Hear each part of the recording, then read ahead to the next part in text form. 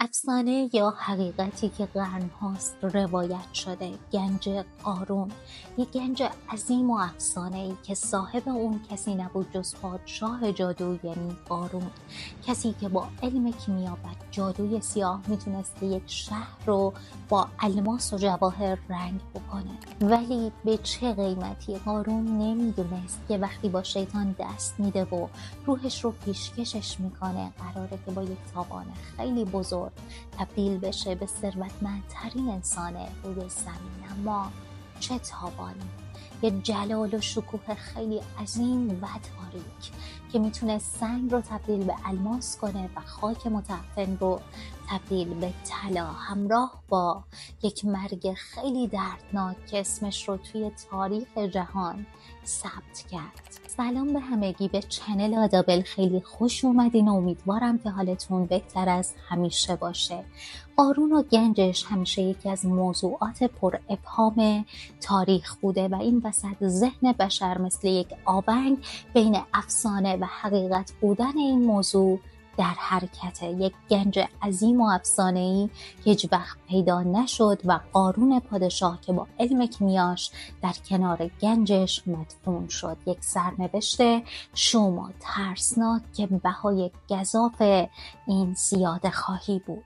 اگر که دوست دارید از سرنوشت قارون و گنج افسانه‌ایش سر در بیارید که خوشحال میشم تا انتهای ویدیو کنارم بمونید. ولی قبل اینکه بریم سراغ ویدیو، لطفاً همین الان کانال رو سابسکرایب کنید، دکمه زنگوله کنارش هم تأکیداً فعال کنید تا توی شلوغی یوتیوب کانال رو گم نکنید و ویدیوهای جدید بهتون نشون داده بشه.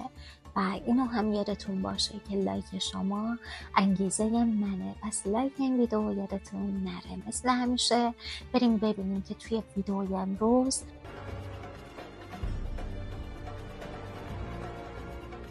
روزی روزگاری توی سالها و قرنهای کهنه قبل از میلاد مسیح توی مصر باستان مردی زندگی میکرد که به زیبایی و خوش‌صدایی شهره عام و خاص بود. مردی با یک قلب بزرگ و پر از سخاوت و از همه مهمتر خدا باور. اونقدر صدای دلنشینی داشت که برای ساعتها مردم دورش حلقه می‌زدند و اونم براشون کتاب تورات رو با صدای مسحور کنندش میخوند.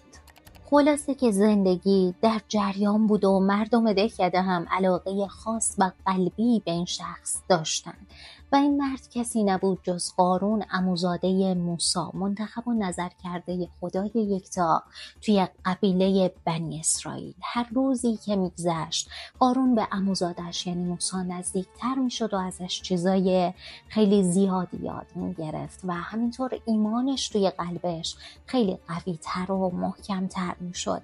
همراه و پا به پای موسی مردم رو به خدا پرستی دعوت میکرد و شدیداً هم قلب مهربونی داشت. خیلی سخاوتمند بوده، جوری که ممکن بود لقمه از دهن خودش بگیره بده به یه شخصی که نیازمند بوده. روزها از پس هم دیگه میگذشتن و موسی به قارون درست مثل چشماش اعتماد داشت، شاید حتی از خودش هم خیلی بیشتر، چون یه روز تصمیم میگیره که علم لدنیش یعنی کیمیا رو به قارون آموزش بده. ولی کاش هیچ وقت این کار رو نمی کرد. تمام خوبیای دنیا، هر چیز سفید و درخشنده‌ای که می‌بینیم، هر چیزی که بهمون حس قدرت و غرور میده، همه فقط یه روی سکن. اما اون روی تاریکش بس چی؟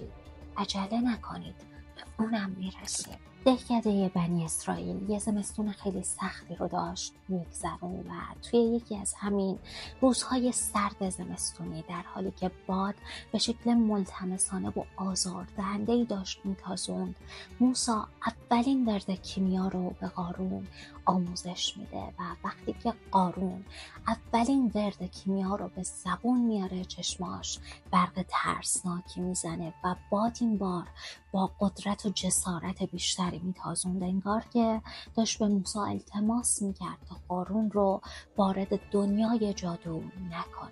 ولی دیگه هیچ فایده ای نداشت و دیگه خیلی دیر شده بود، چون که قارون همه چیزی رو به دندون گرفته بود که قرار بود فصل جدیدی از زندگیش رو رقم بزنه و خلاصه که باز هم زندگی جریان داشت.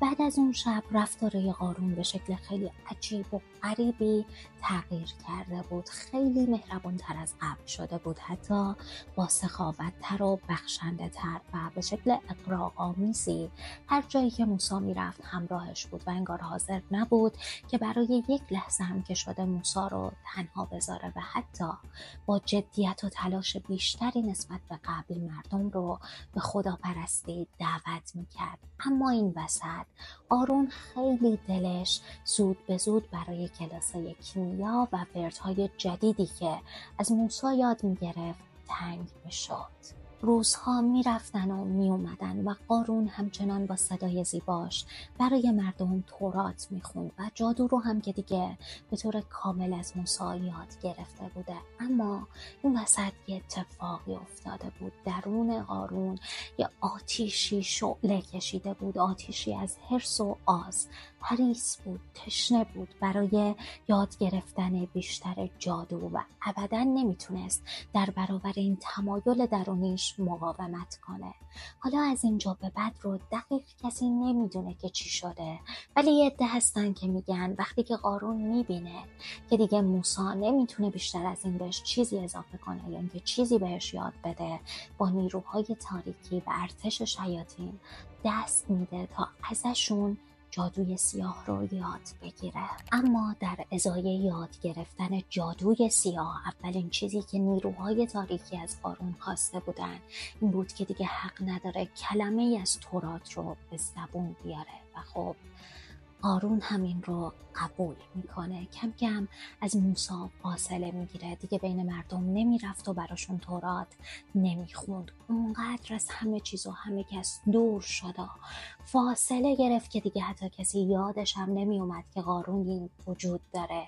ولی الان و توی این زمان و در خفا قارون به یک جادوگر قهار تبدیل شده بود. جادوگری که به کمک جادو و البته که نیروهای شیطانی برای خودش قصری از طلا ساخته بود و قدرت این رو هم داشت که بتونه سنگ رو تبدیل به الماس کنه و خاک رو تبدیل به گرد طلا. کم کم به کمک ارتش شیطانی تحت فرمان خودش گنج‌های مدفون توی دل زمین رو بیرون کشید و کسی چه میدونه، شاید صدها تن وزنشون بوده. اما وقتی که سالها میگذره اینقدر این گنج عظیم و بزرگ میشه که فقط برای حمل کلید اتاقهایی که این گنج‌ها داخلش قرار داشته شاید به صدها مرد تنومند یا صدها شتر بالغ نیاز بوده. و اینکه دیگه از اینجا به بعدش رو بکنم خودتون بتونید تصور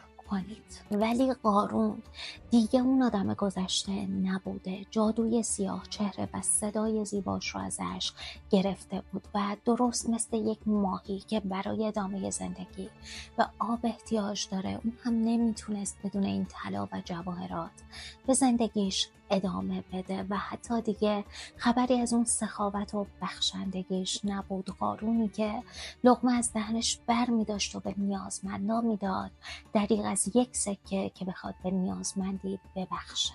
کم کم آوازش همه جا پیچید، ولی نه اینکه فکر کنید کسی اونو به خوبی یاد میکرد. قارون با کسایی که فقیر و نیازمند بودن مثل یک حیوان برخورد میکرد و همونطور که توی سخاوت و مهربونی همتایی نداشت، الان دیگه توی تکبر و غرور تنها کسی که میتونست باهاش رقابت بکنه فرعون بود. و اتفاقاً به خاطر این ثروت افسانه‌ای که به دست آورده بود توی دربار فرعون هم یک نفوذ خیلی خوبی داشت و دست بر قضا دوستی عمیقی هم بین فرعون و قارون شکل گرفت. یکیشون میگفت من خدام، اون یکی هم میگفت هیچ که دیگه روی زمین جز من آدم به حساب نمیاد، چون که من ثروتمندترین آدم روی زمینم.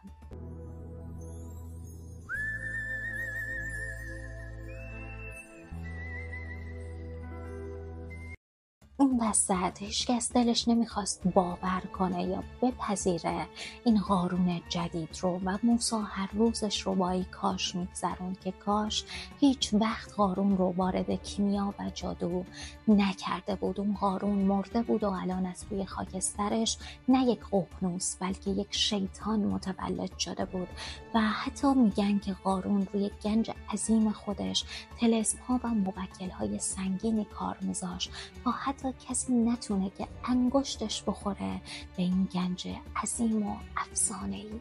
شاید الان پادشاه جادو هزاران ساله که با گنج عظیمش زیر خاک مدفون شده، ولی غیر از اینکه خدا نمیخواد، شاید دلیل این که این گنج پیدا نمیشه همین موکلا و طلسم‌های سنگینی هستن که روش کار گذاشته شده. ولی خب یه سری زمزمه هست که میگن یه دزد دریایی اسپانیایی به اسم هاتزت تونسته که این گنج رو پیدا کنه و حتی توی مصر یک شخصی پیدا شده که ادعا کرده هولوش 4 هکتار زمین پیدا کرده که داخلش پر از طلا و جواهر بوده و احتمالاً باید همون گنج قارون باشه. ولی خب هیچ کدوم اینا تا الان تایید نشدن. الان هم خیلی از بحث دور نشیم، بریم ببینیم که چه اتفاقات دیگه‌ای برای قارون افتاده. همونطور که بهتون گفتم قارون دیگه خیلی مغرور شده بود و به خاطر نفوذ و قدرتی که توی دربار فرعون پیدا کرده بود حسابی تاخت و تاز میکرد و کسی هم جلودارش نبود و همواره توی این حین به کمک نیروهای اهریمنی که باهاش همکاری میکردن به گنجهای خودش اضافه میکرد و حتی به مردم عادی هم خیلی ظلم میکرد. اگر از خونه یا زمینی خوشش میومد به زور اونو تصاحب میکرد. خلاصه که یه روزی موسی به ستوه میاد، میره به قصر طلای قارون تا باهاش صحبت کنه و بهش بگه که دیگه این مسخره بازی رو تموم کنه و به اصل خودش برگرده، از گنج بزرگی که داره به نیازمندا ببخشه و زکات مالش رو پرداخت کنه. ولی این وسط قارون خیلی عصبانی میشه و به موسی میگه که تو برای ثروت من نقشه کشیدی، میخوای که اونو از چنگم در بیاری. ولی موسی بهش میگه که نه، واقعا اینطور نیست، تو با جادو این ثروت رو به دست آوردی و داری به مردم فقیر و نیازمند ظلم میکنی. دیگه کسی به چشمت نمیاد، کسی جز خودت اصلا برات مهم نیست. تا دیر نشده به سمت خدا برگرد، به اصل خودت برگرد و زکات مالت رو پرداخت کن. و اینجا قارون یک قهقهه شیطانی سر میده و به موسی میگه که من این گنج رو با علم و تلاش خودم به دست آوردم و نه تنها تو، خدات هم نمیتونه که ازم بگیرتش. بعدم موسی رو از قصر تلاش میندازه بیرون.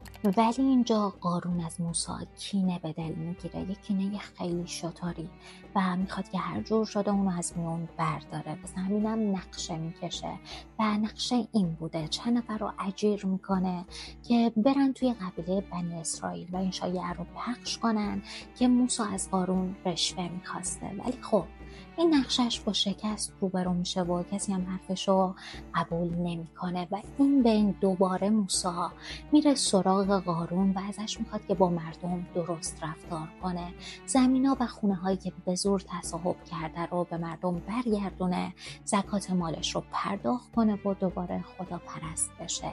و این بار قارون قبول میکنه که این زکات رو پرداخت کنه تا همین که صدای موسی رو بخوابونه، همین که جو متشنج قبیله بنی اسرائیل رو به سمت خودش یا به نفع خودش برگردونه.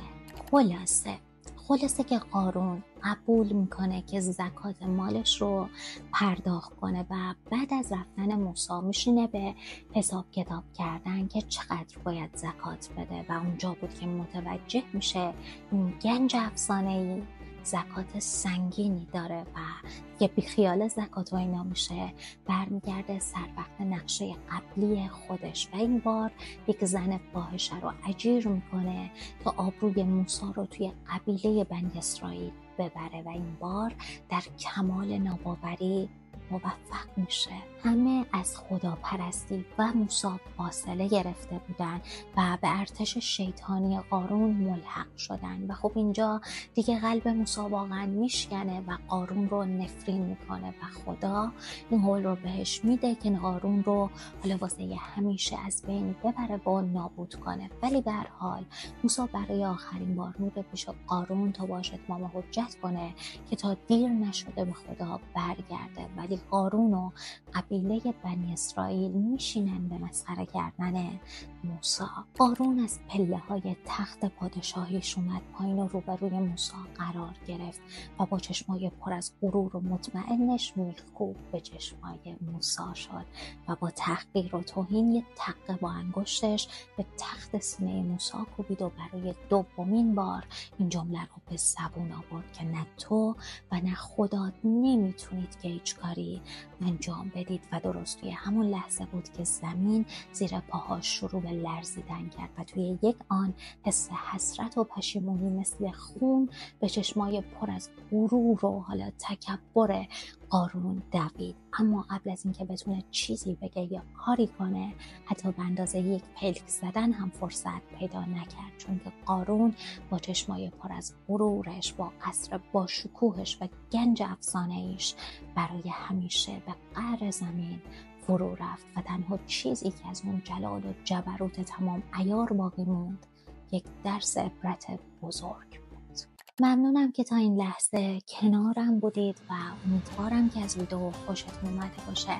حتما نظراتتون رو پایین همین ویدیو با هم در میون بذارید و اگرم که از ویدیو خوشتون اومد لایک یادتون نره و مثل همیشه یادتون باشه که با حالا سابسکرایب کردن چنل و مخصوصا فعال کردن دکمه زنگوله همین که به خانواده‌مون اضافه میشید، همین که ویدیوهای جدید رو از دست نمیدید و چنل رو توی شلوغی یوتیوب گم نمی‌کنید.